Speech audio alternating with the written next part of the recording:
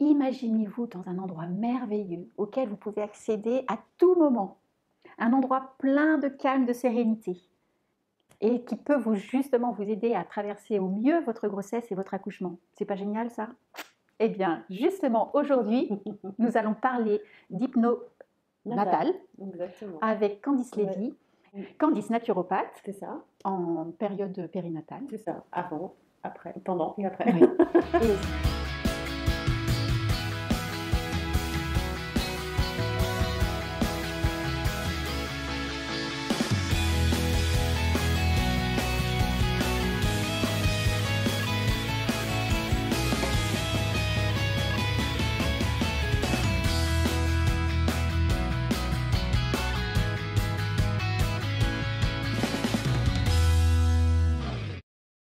Candice, est-ce que tu peux nous dire un petit peu plus de l'hypnose Ouais, en périnatale? ouais. En quoi ça consiste? Alors, c'est la méthode qui s'appelle hypnonatale, la méthode de Lise Bartoli, qu'elle a créée, qui est une méthode qui s'adresse aux futures mamans, aux futurs parents, pour les préparer à vivre le plus naturellement, le plus zen possible, la grossesse, aussi l'accouchement et finalement l'après-accouchement. Donc, elle se propose à partir du 4e, 5e mois de grossesse. Les papas sont les bienvenus à toutes les séances. Dans l'idée, moi j'aime bien les recevoir à la première et à la dernière séance, de manière à leur proposer des outils qui puissent tout de suite être acteurs avec leur épouse, leur bébé aussi. Et puis voilà, que la mère puisse se sentir soutenue par le papa.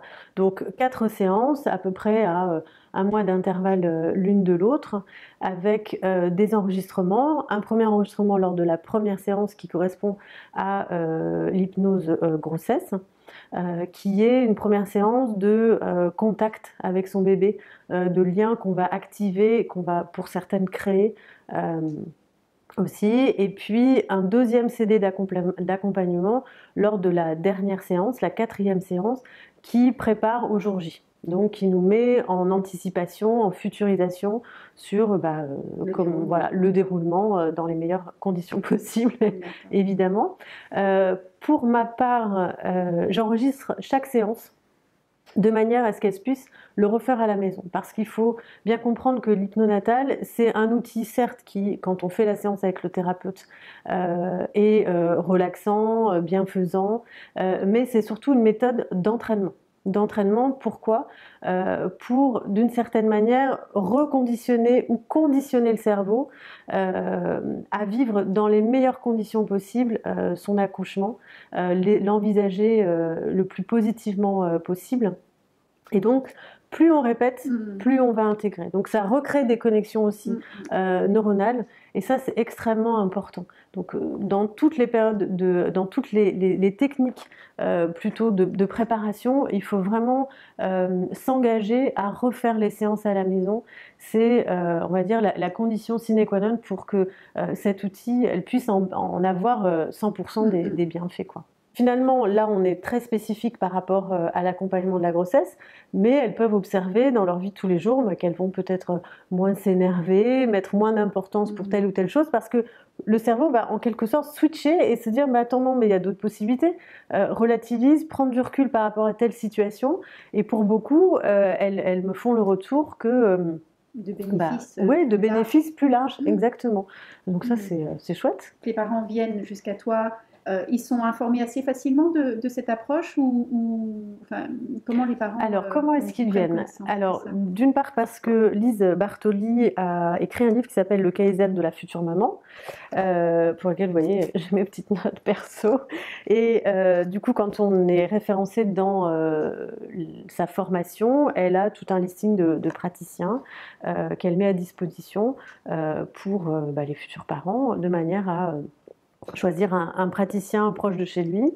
Moi, je reçois dans mon cabinet parce que j'ai une pratique de naturopathie spécialisée dans l'accompagnement de la femme enceinte et du jeune enfant. Donc, la plupart du temps, je les reçois dès le premier trimestre. Donc, je leur fais cette proposition qu'à partir du 4e, 5e mois, je peux les recevoir en hypnose, en hypnonatale. Alors, l'hypnose parfois peut paraître un peu un outil particulier ou qui fait peur de domination, de supériorité, etc. Alors, je tiens vraiment à préciser que je n'ai fait monter personne au plafond jusqu'ici, ni avoir des positions incroyables, ni fait le chien à leur insu ou quoi que ce soit. C'est vraiment une méthode de relaxation, de visualisation, de positivation, je ne sais pas si ce mot existe, mais en tout cas, il est vraiment. L'idée, c'est ça, quoi. L'idée, c'est de créer des visualisations dans l'écran mental et au niveau du cerveau pour ensuite aller rechercher des capacités, des outils, des ressources qui sont détenues dans cette petite boîte de Pandore que l'on nomme l'inconscient en hypnose. Et qu'est-ce que l'inconscient finalement en hypnose? Eh bien, c'est une grande bibliothèque dans laquelle voilà, exactement. Et tu vas pouvoir choisir, c'est surtout ça. Exactement. Lise donne cette métaphore que je trouve assez sympa et qui peut parler à tout le monde. C'est une espèce de cuisine équipée dans laquelle, on a tout ce qu'il faut, mais on va aller ouvrir un certain tiroir. On va s'apercevoir que dans ce tiroir, on a aussi la recette pour pouvoir accoucher dans les meilleures conditions possibles. On a aussi la recette pour pouvoir être une bonne maman, la recette pour pouvoir gérer le 2e ou le 3e enfant qui arrive, de trouver sa place au sein de sa famille. On a toute cette bibliothèque à disponibilité et l'idée, encore une fois, c'est une méthode de responsabilisation et d'autonomie, de se dire qu'on a tout en nous. Et c'est cette très belle phrase d'Ama qui dit « tout est en vous ». Et je trouve qu'elle est vraiment très juste parce que finalement, le thérapeute, c'est ce que j'exprime souvent, est juste là pour proposer des chemins. Mais personne ne sait mieux que vous quel chemin est le plus juste. Et finalement, c'est de se dire, vous avez le chemin A, dans lequel il peut se passer ça, vous avez le chemin B, mais c'est à vous de faire votre propre expérience et c'est à vous de savoir ce qui va vous apporter le plus et ce qui va être le plus juste. Ce n'est pas une méthode de supériorité, de dire non, madame, je sais mieux pour vous, vous allez voir, je vais vous enlever la douleur, je vais vous enlever votre conditionnement du fait que vous avez l'impression de ne pas être une bonne maman. Non, c'est pas ça. Peut-être que c'est juste pour le moment aussi que vous ayez cette information de je vais peut-être pas être une bonne mère, parce que une femme enceinte revit son propre gestation aussi. Donc elle va retrouver des informations qui étaient inconscientes et qui viennent lui parler, parce que pendant la grossesse, tu le sais aussi très bien, c'est que tout est exacerbé, tout est amplifié. Donc on donne la vie, on est porteuse de vie et on est aussi porteuse de notre expérience, de nos mémoires, celles qui sont ici, mais les plus anciennes, les transgénérationnelles. Donc en fait, c'est aussi de faire cette proposition-là, quoi. Donc voilà, c'est en ça que je trouve que c'est un très très bel outil d'accompagnement, de bienveillance et d'autonomie. Ouais, tout à fait. Même dans les méthodes d'accompagnement, de développement personnel, je vous en prie, méfiez-vous des thérapeutes qui vous disent « Ah ben c'est bon, je vous ai tout enlevé, tout va mieux ». Non, c'est pas possible parce que pour moi, on est dans le même principe de l'allopathie qui dit que je sais mieux que vous ce qui est juste. Et pour moi, ça, c'est pas possible. On a besoin de retrouver des outils et de les expérimenter et de les vivre dans l'instant présent. Voilà. L'instant présent, c'est un moment où on peut vraiment acter et on peut vraiment avoir une incidence sur les jours à venir et sur manifestation de l'environnement. C'est dans ces moments-là où on a cette possibilité de libre arbitre. Finalement, c'est ça, de choisir en permanence. Alors, tu nous as dit qu'effectivement, ça pouvait être proposé à 4 mois, à partir de 4 mois de grossesse, et donc pour l'accompagnement de toute la grossesse, et après, à la fin, un enregistrement pour spécifiquement le jour de l'accouchement. Est-ce que tu peux nous dire un petit peu comment se déroule la consultation maintenant que tu nous as rassurés?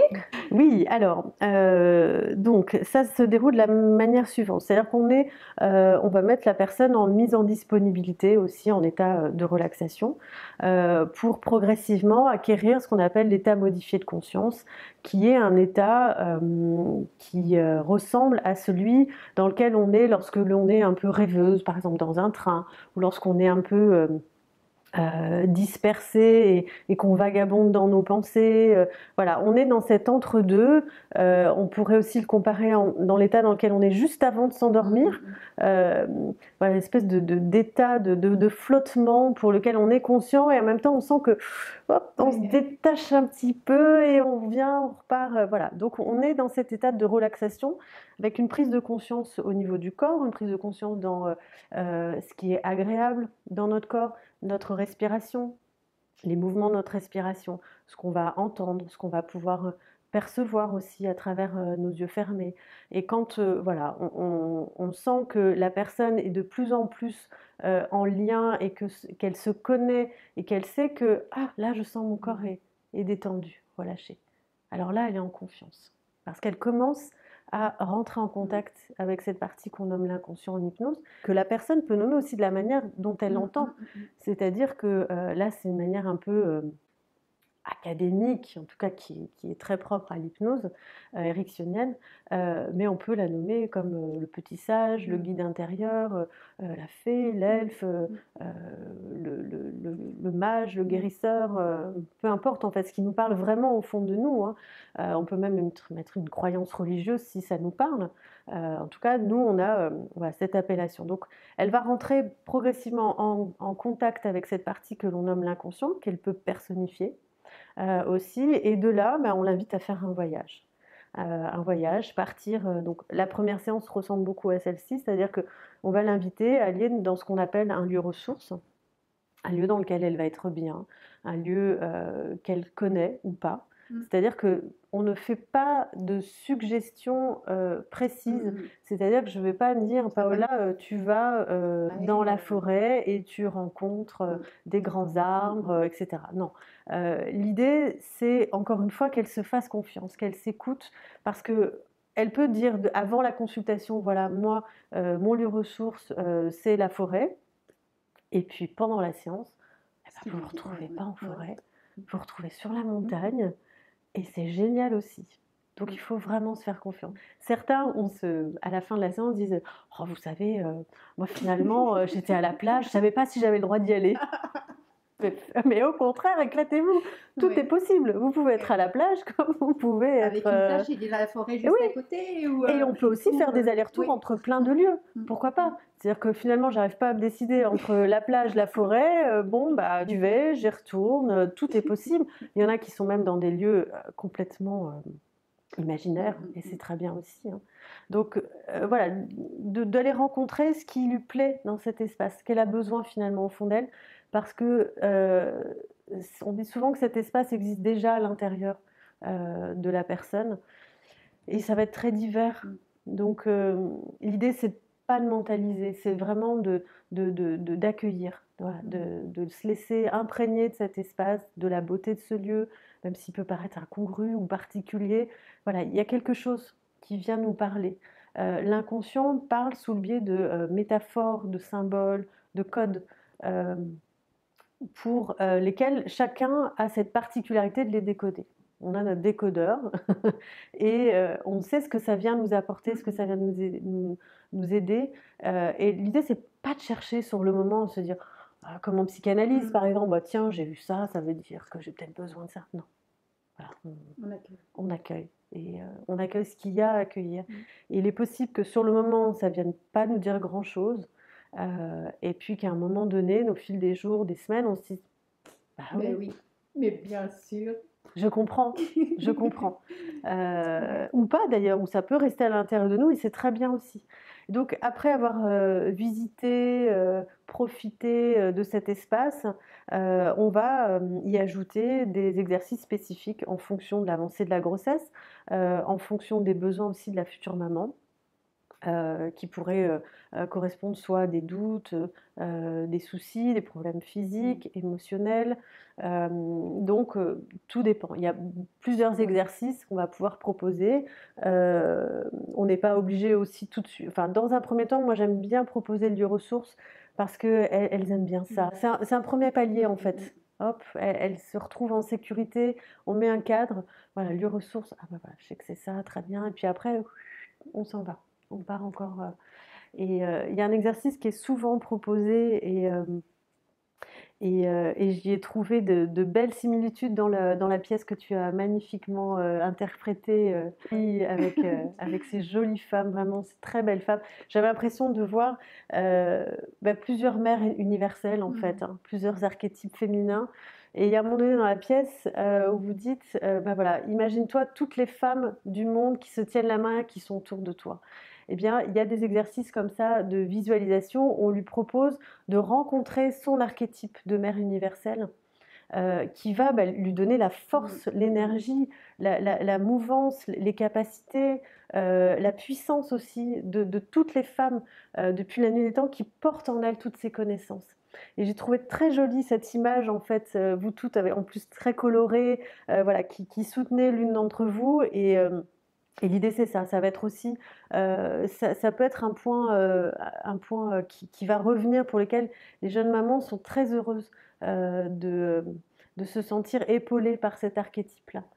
Donc la mère universelle, elle est souvent proposée aux futures mamans et certaines y mettent une image qui leur est propre. Hein. Il y en a, va être un monde totalement onirique, d'autres, un monde, une femme qui ressemble à telle femme. Et c'est très bien, toutes les mères universelles sont les bienvenues. Ouais. Donc, tu nous as présenté un petit peu le déroulement de la séance. Chaque séance a un thème en particulier ou c'est en fait le matériau qu'apporte la maman, enfin la future maman, qui te permet de mettre en place on s'adapte, on est vraiment dans l'individualisation. Ouais, on est vraiment dans l'individualisation. La première séance, pour ma part, je la construis de cette manière, c'est-à-dire c'est aussi une méthode de découverte de l'outil. Ça veut dire qu'il faut qu'elle rentre en confiance aussi, qu'il y ait ce lien avec le thérapeute. Donc on va être sur le lieu ressource et une belle visualisation qui consiste à créer du lien avec son bébé. Voilà. Donc ça, c'est aussi quelque chose que vous pouvez faire dès à présent chez vous, qui est chouette.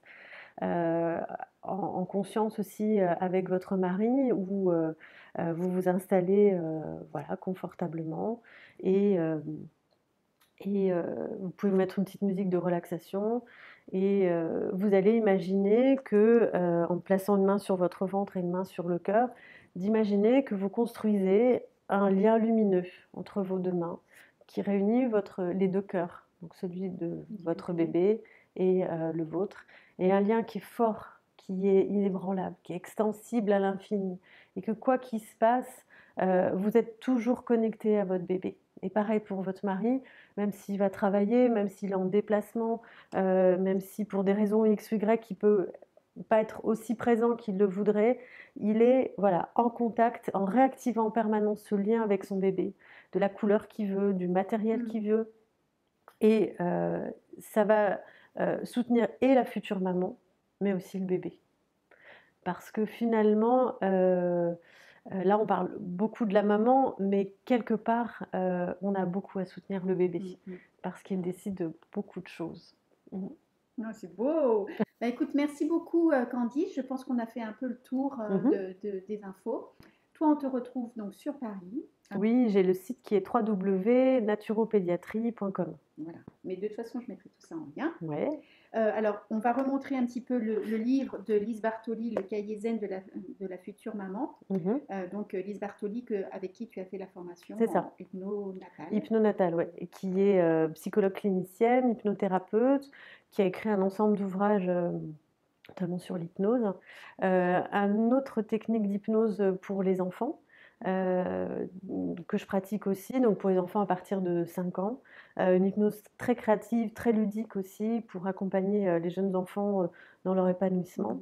Et puis des cartes aussi qui sont associées, les cartes créatives et les cartes lumière. Voilà. C'est aux éditions Payot, le prix c'est 15 €. Donc voilà, vous pouvez avoir plein d'informations. Et puis aussi, on présente ton livre qui va bientôt être réédité parce qu'il y a eu des informations complémentaires. Donc, exactement. C'est quel lait pour mon bébé voilà, connaître et comprendre les préparations pour nourrissons et arrêter de dire qu'elles sont toutes les mêmes parce que quand on n'a pas eu la chance d'allaiter aussi longtemps qu'on voudrait son bébé pour des raisons X ou Y ou qu'on n'a pas fait le choix d'allaiter, bien on se retrouve devant un mur de préparation pour nourrissons et on se dit « Oups, lequel je vais prendre ?» Donc voilà, c'est un livre qui permet de pouvoir répondre au mieux à certaines de ces questions-là et effectivement d'ouvrir sur l'alimentation bio-végétale voilà, quand c'est possible, quand les bébés sont en âge de le faire. Donc, aux éditions Le Souffle d'Or, le tarif c'est 13,90 € et de toute façon, on mettra les liens pour tout ça. Ok. Merci Candice pour toutes ces pépites que tu as partagées, pour les informations que tu nous as données sur cette approche bien sympathique pour la période périnatale, la grossesse, l'accouchement, puis même pour les enfants de plus de 5 ans. Donc vraiment merci. Moi, je t'en prie. Je vous invite à partager cette vidéo parce qu'autour de vous, je suis sûre qu'il y a des futurs parents ou des parents qui peuvent en bénéficier. Il y a tout un site avec beaucoup de thérapeutes qui sont répertoriés, donc vous en trouverez près de chez vous. Et puis, laissez vos commentaires, puisque Candice et moi-même, on pourra y répondre. Et pourquoi pas faire une vidéo plus spécifique selon vos besoins, puisque cette chaîne, c'est aussi la vôtre. Donc, je vous invite vraiment à commenter, à liker, parce que c'est important. Il faut liker. Si vous aimez, vous le montrez, s'il vous plaît. Et en public. Et puis, à vous abonner à la chaîne. Et puis, quant à moi, je vous retrouve très bientôt pour d'autres interviews, d'autres vidéos sur les sujets de la parentalité. Et je vous souhaite le meilleur. Voilà. Ça, tout de bon. Tout de bon. Tout de bon. Au revoir. À bientôt.